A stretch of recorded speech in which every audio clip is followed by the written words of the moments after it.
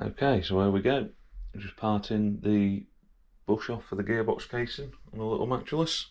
Let's see how well this goes.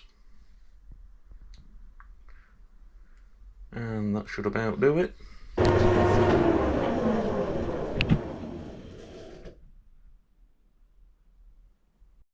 Right, yeah, so we're back on the Matchless.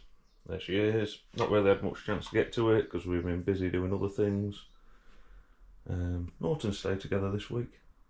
Oh, there's a new thing in the corner. Anyway, right, so that's what we've just parted off. Got a little bit of deburring to do in that side, and that parting operation wasn't the neatest. So I'm going to have to do something about that. But anyway, that should be a sort of easy interference fit, if you like, not too tight. But yeah, if we warm this up, it should just drop in nicely. And then of course that goes on the inside of it. That was not round. I'm presuming it had just been squashed a little bit, just with gear lever and bits and clamped on there. So I found its widest point, put it in the vise with some little brass shims, give it a bit of a tweak, and yeah, it's as close to round as it's ever going to be, which is nice. So yeah, right. Oh, I have made the nut for the centre stand. Just got a bit of EN1 hex bar. That's just the bit that's left. So the centre stand is, there we go. I can't remember if that's the one I made or that's the one that already existed. I can't remember now. Oh, who knows? I should know. Let's see if I can see it. I think that's the one I made. Can't tell. Anyway, I've been messing about with springs. And you can see there's one on there now. Unfortunately, I can't find anything that's suitable at the moment. I've been messing about making little different brackets for spring hangers and bits as well. Ideally, I'd want to put the spring about there, but somebody put a gearbox in the way, which is a bit of a git. So yeah, I've just been messing about with different points to pivot it off. Unfortunately, I can't get any proper spring specs. I mean, you go to your spring manufacturers, you can look at maximum length, minimum length, strength and tension in newtons and bits, and you can go, yeah, that's the one I need, and you have to buy about 200 of them. Anyway, that just sells 1 or 2 springs. You start asking them questions like how strong the spring is and how far can you stretch it before it starts to yield, before it goes beyond elastic deformation and onto plastic, and they look at you with a funny face. So it's a bit trial and error. I'll come up with something, I'm sure. Anyway, I'll get this thing dressed up. I'll clean this up and warm it up. That holds as near to round as it needs to be. It's not perfect, but yeah, it's a damn sight better than that old bush was anyway. So yeah, hopefully we'll pop that in there. And yeah, we'll have some gears again. Right, a cup of tea round here somewhere. There it is. Right, I'll finish this cup of tea and onward. Okay, so the new bush is in the freezer. You know, it's not really cold enough to have a huge effect, but you know, anything's better than nothing. So I've got to finish cleaning the casing up, and we're just going to warm it up with a heat gun, and hopefully it should all just push together nicely. Great big box of spacers, as usual, not got anything the size I need. So, nice big socket on the outside that the bush will slide into, and then for the other side to push it in, I did actually find a spacer. Then of course we'll have to sit and let it go cool, and then there's every chance the shaft won't fit anymore. Because it is quite snug. I figured if I left it snug, and after shrinking in, if it's too small, I can always make it bigger. I can't go the other way. So yeah, I'll get this cleaned up, warmed up, and we'll see about pressing the bush in. Yes. Could be interesting. Hopefully won't be. Hopefully it'll just all go in nicely. We'll see if I can manage to film any of it or not. Move that teacup out of the way. yeah, running out of workbench space, I had to move some things around.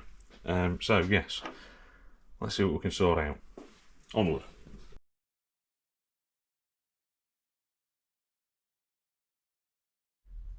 Okay, so yeah, now it's all cooled down. That was a little bit snug. So I checked the high bits, which was just there, and dead opposite just there, and just polished them a little bit. So now it should. There we go, it's in there. Still a very tiny little bit stiff. Oh, what am I caught on? There we go. Yeah. If you hold it square, if you use two hands, it doesn't get stuck. Let's see if we can do something about that. So yeah. That's it. Still a tiny bit stiff, but I think if I go any slacker, I'm going to start getting a little bit too much playing it, and we don't want it ending up like the old one was. So I'm hoping that'll run in at that.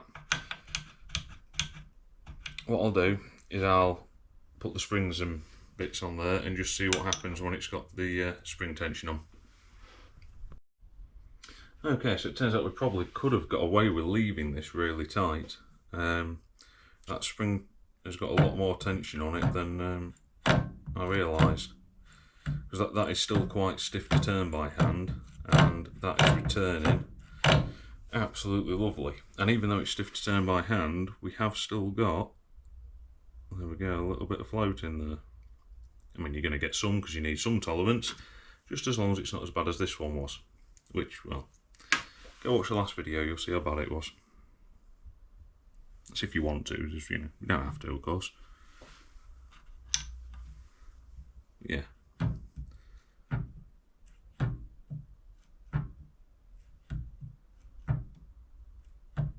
I think that'll do. We'll give it a try. Okay, so we have just tightened up, just gently, the gearbox nuts and screw. Yeah, there was a screw down there, and it is tightened up quite significantly. So presumably I've left the back of that bush just a little bit too thick and it's rubbing. Now the old one, which is somewhere over there, when I measured it, the shoulder on the back was what was it? It was just shy of 6mm thick. Now going by how worn the rest of the bush was, I'd assumed somewhere. So I started at a 1/4 inch on this one. So maybe a 1/4 inch was too much. Maybe it was meant to be 6mm. Who knows? Because what's a quarter? 6.3-ish. So yeah. Yeah, that was, the old one was just shy of 6. So as that has tightened up, and I dare say, if I find that screw wherever it is, yeah, we'll just back that off a turn, and we'll do this. Oh, I can't do the same, we've got a gear lever in the way. There we go. If we back everything off, there's not, I said there's not many, there's the 3 nuts and that one screw. I'll give him another little bit, and we pop that back on.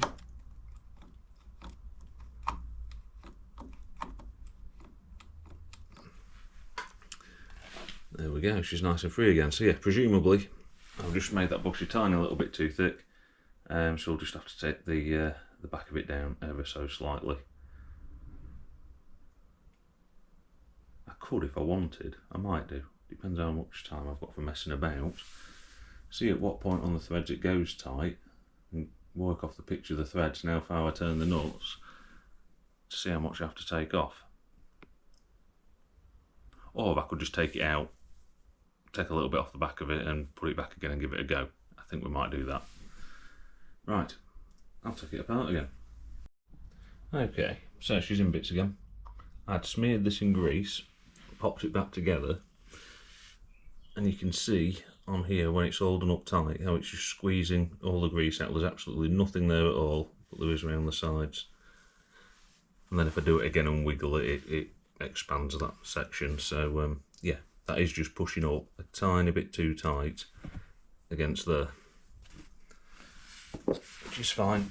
It's the no, it's not fine, it's a pain in the backside, but it's the joys of working on such things, because we haven't got any specs to work to, and we're just making components to suit, or bushes to suit worn components. It can sometimes be a little bit trial and error, but yeah, we're getting there. So yeah, I'll just take a bit off this bush.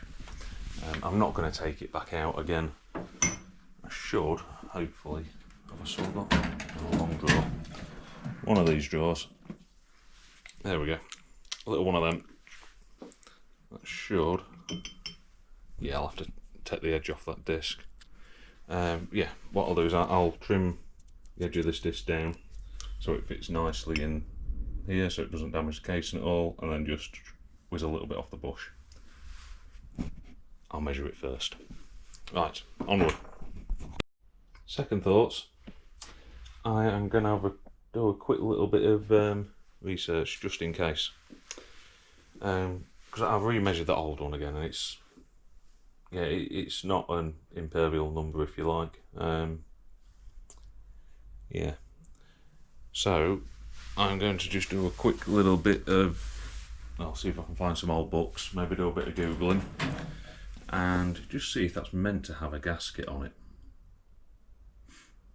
Because of course I didn't take one off, so therefore I haven't got one to put back on. But a gasket would take up that difference. Yeah, oh. Yeah, it would sort that out. I mean, you can see the gouges there that the kickstart gear's been leaving.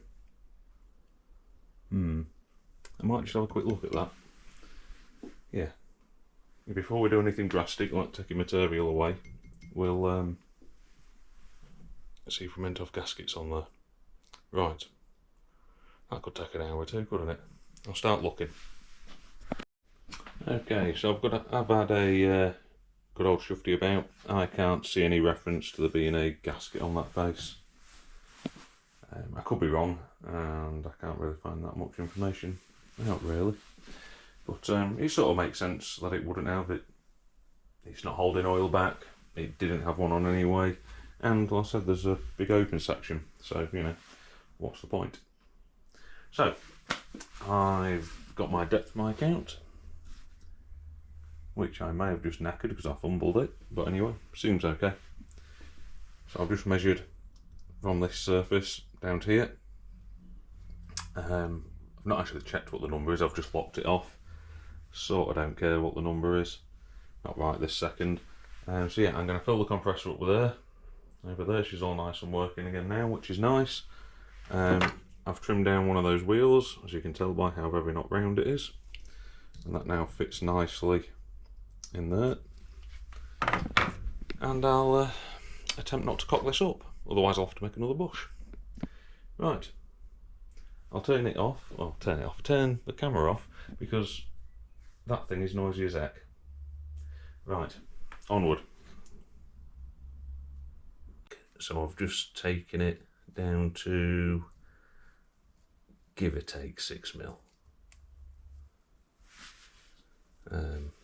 Might be a tiny bit off that, because of course I didn't machine the thing in a lathe, I just did it with the, yeah. Where is it? Die grinder. Die grinder? Not die grinder. Anyway, an aggressive grinding tool. Let's stick with that, shall we? And did run the depth mic over it, and it's about as close to true as I'm going to get it with that. Naturally, nowhere near as perfect as it would be in a lathe, but if you would squint and look at it, it'd look near enough. So.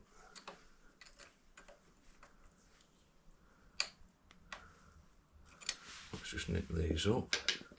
Let's do that one again. Yeah, that's tight. That's plenty tight enough. That's plenty tight enough. And so's that. We'll put the little bush back in for the push rod just so I don't forget it. And let's see. There we go. That's what we wanted to see. Of course the lever's going to wobble around a lot because it's loose, but there we go, that's returning quite nicely. Jolly good.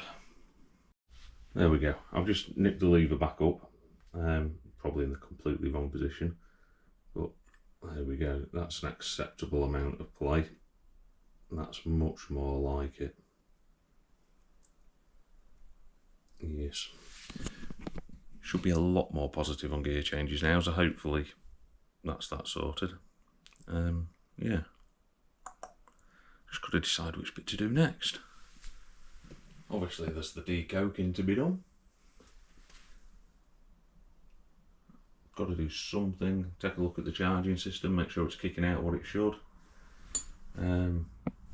Really got to do something with that oil pump. So, might end up pulling the engine out to do that. Not yet decided. Right. Onward.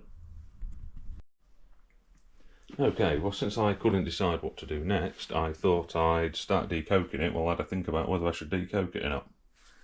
So, there it is. That's the head gasket. Plenty of carbon to clean off the edge, should go again. I said I could anneal it, but I don't like annealing stuff in the workshop. It's I like to save it for the side of the road, because there's only so many times you can anneal them and get away with them, because the copper doesn't recover fully each time. The compression and recovery ratios aren't the greatest. So I like to think I've saved that for if it breaks down at the side of the road or something. Well, at least I do my stuff. But yeah, if I can't get one, I mean, it is just a ring of copper. I suppose I could just cut one out or something. We'll see what the guy wants to do. Anyway, just drops the exhaust valve springs off, and the swept area of the valve stem, geez, that bit is okay. I mean, it's worn, but you know, but then you get to the end of the swept bit and it gets stuck on the carbon. So I shall have to give it a little bit of a wire brush and a clean up around this edge in order to drop the valve out without jamming anything up. Don't quite know what angle I was holding the camera right there. So yeah, I'll give that a clean up and then we'll drop the valve out of it. Okay, so there we go. That's just wire brush around there. It has got quite considerable deposits on there. I mean, as you'd expect on such a motorcycle. But there does appear to be some wear marks underneath it. I don't know quite how well it'll show up on there. So I'll see about getting this cleaned up, and we'll see just how much play it's got in there, because that looks ever so slightly oval to me. But you know, we'll see.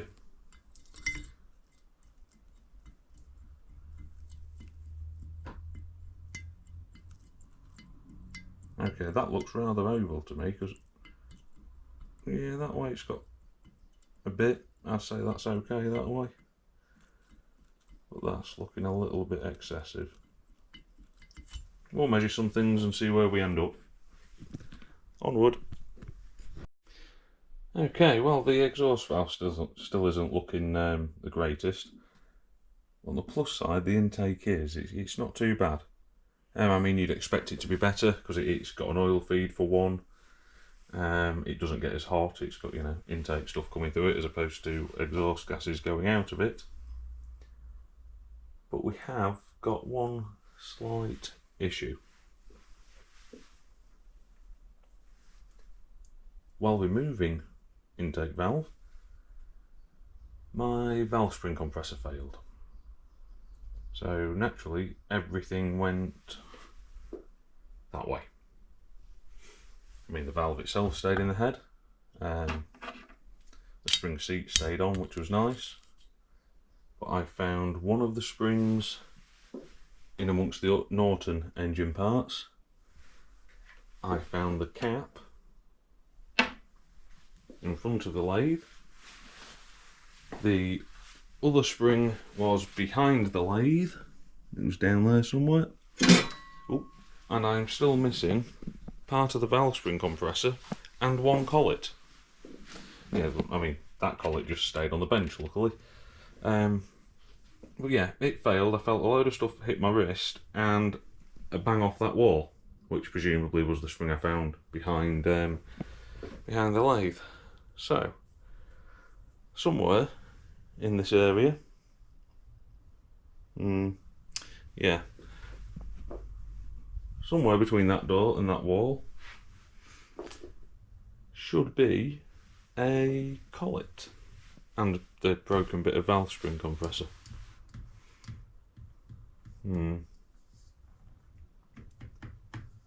Oh well, I'll get looking, shall I? Flipping heck. Shout if you see anything.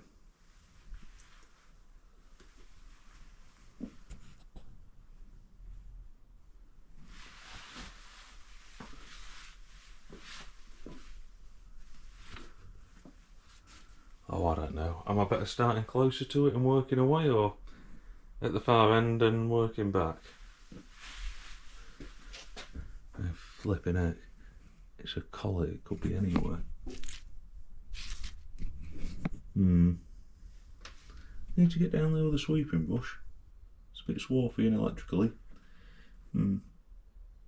Right. I'll spend the next hour or so crawling around. I'll bring you back in a bit. Okay, well, Lord knows where the other collet's gone. I gave up looking for it a while ago. It'll be in here somewhere, but I think I'll leave it till tomorrow with a fresh set of eyes. Because it is starting to get late now and I'm probably going collet blind. I might have looked at it 3 times and still not seen it. Anyway, so I gave that up and I've been decoking the cylinder head. It's not there yet, but it's well on its way. Still a few bits, yeah, still a few stubborn bits to get off. Lot to take out of the exhaust port still. There's some nice big lumps in there and still a little bit of cleaning round the inlet port. Unfortunately, the stuff I'm using to clean it with won't quite fit down the gap between the guide and the edge of the port, so I'll have to come up with something smaller. There's 1 or 2 little bits that are slightly concerning me. I don't know how well it'll show up, but just above my fingernail there, I'm pretty sure it's just a scratch, but I would like to polish that out just in case it is a crack between the exhaust and the spark plug thread,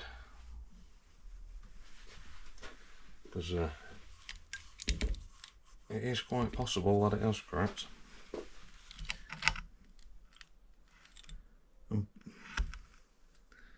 I'm sort of I don't know, maybe 70–80% sure it's just a scratch, but I would like to polish that out just to make sure. And yeah, just a bit more cleaning to do. Intake valve's sort of well on its way. It's mucky now from putting it back down, but yeah, that's well on its way to being cleaned up. Tiny bit of play in that, but not end of the world. Exhaust valve on the other hand, it's yeah, I'm not sure with that yet. We'll get everything cleaned up and then I'll make a better assessment. There we go, say my T's. A better assessment of the job. I mean, you can see the piles of carbon have scraped off the thing. Yeah, it's getting there. Like I said, it's getting late, so I'm going to give it a rest for the night and come back and do some more tomorrow. Right, onward. Okay, well, I found my collet. I don't know if it's that one or the one next to it, but anyway, that took about 3 hours. So we're nowhere near as far along as we should be. It was inside, where have I put them? There we go. It's a cam follower for the Norton. Ooh. And a couple of them were sat around on the back of the bench. This one wasn't all the way, well, whichever one it was, wasn't all the way down because it was leant against something, and it actually gone in the top of there. So yes, that took a bit of finding. Wasted quite a lot of time. Anyway, I'll clean that head up a bit more. The mark I was worried about, it is just a scratch, I think. I'm quite happy at that at the moment. Got the piston out, I've started cleaning it up, I've not finished yet. But I've just been measuring it, and I'm going to have a look to see if I can find anything that'll do the job that has an oil control ring on, just to reduce some of the consumption a little bit on it. I don't know, because it's been bored out, this has, quite a little bit. So I'm thinking maybe Tiger Cub piston. I think they're about that size. Anyway, I'll have a look. I'll do a bit of searching, see if I can find anything. You never know, we might just be putting that one back in it. But yeah, it'd be nice if we could get something with an oil control ring, just to make the bike a little bit more usable. And yeah, started taking the primary off because, well, I need to get the bottom. Yeah, I need to get the bottom mount bolt out of the gearbox. That's just so I can mess about making brackets for centre stand springs. And well, we need to do something with the oil pump, and it'll just be easier with the engine on the bench. So undid this, and I have made a heck of a mess around here, because it turns out that was half full of water, and the other half is just sludge. You can see how bad it is around the bottom here. It's just sludgy nastiness. So yeah, the seal works around the edge, but it's obviously filled up with water, probably through that inspection hole. Because as soon as I undid the cap off that, it started oily, nasty wateriness started running out. So yeah, it's all a bit messy in here. And you can see it's got had water in it. We've got a bit of rust on the end of the crank. And I love that circlip. They obviously didn't have one quite the right size, whoever put it together last. Doesn't even look like it should have one there to me, but you know, yeah, that doesn't look quite right, does it? Anyway, I shall continue taking this apart. I don't know how much further we're going to get this time because, well, you know, wasted a lot of time looking for a collet. But we'll carry on a little bit more. See if we can get this lot off. Right, onward. Right, yeah, so we've got that little bit of nastiness undone and off, but unfortunately I don't currently have a puller that will nicely remove that sprocket. There's no split link in this chain either, it's an endless one unfortunately. Yeah, it's been riveted. It's got a half link in it somewhere. Let's have a look. I can't find, there we go. Yeah, it's got a half link in it, but yeah, it's either a split link from the other side or it's riveted. So I can't quite see to get the thing off right this moment.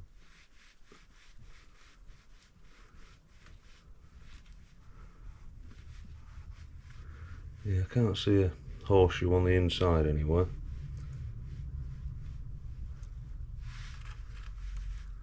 It'd be blooming handy if there was. If it was anywhere, you'd have thought it'd be next to that half link. No. So anyway, yeah, these sprockets are going to have to be pulled off at the same time, and I don't have a puller for that one right this moment. Not one that's going to do the job nicely anyway. So I'll either have to make something or find something, or I'll come up with something, I normally do. But since it is approaching Friday afternoon quite rapidly, and this video should be out in a few hours, I think we're going to call that quits for now, and we'll pull the engine out next time and have a look at that pump. But yeah, we've made a little bit of progress on the thing. So we've got all the clutch bits down here, all the little bearings which naturally just fall out as you take the clutch off. Managed to catch them all, luckily. So anyway, those of you that are still here, thank you for watching, and yeah, we'll see you in the next one. Ta-da.